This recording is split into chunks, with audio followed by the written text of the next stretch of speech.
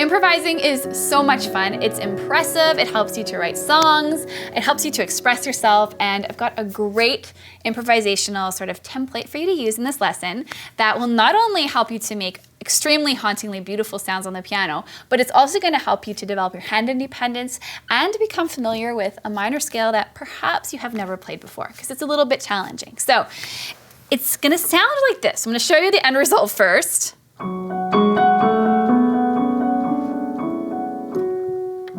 Sort of based on that, but we're going to develop it a little bit. So what on earth am I doing here?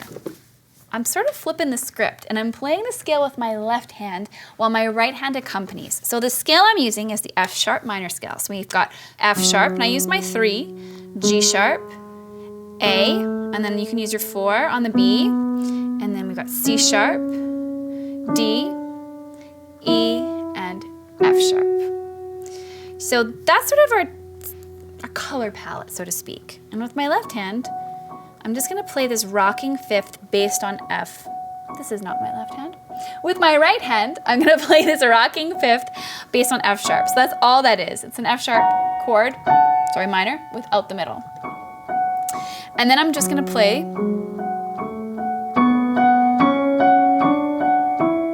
those scale notes.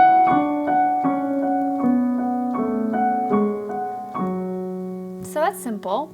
It looks simple, but it takes a little bit to get used to having that motion in your right and then playing the scale so precisely with your left. Notice this time I started with my 4 finger, totally works.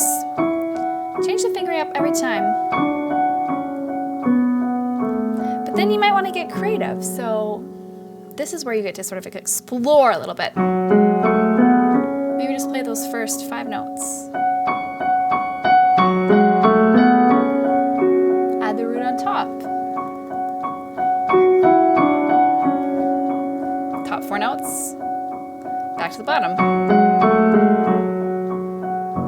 So as you can see, I'm just using a minor scale and I'm exploring different sort of patterns within that scale to create really, really lovely and haunting improvisation. So you are going to have tons of fun with this. You're going to learn a scale, you're going to develop your hand independence, and maybe you'll compose a song. So have fun with this, comment below, let me know what you think, and we'll see you next time.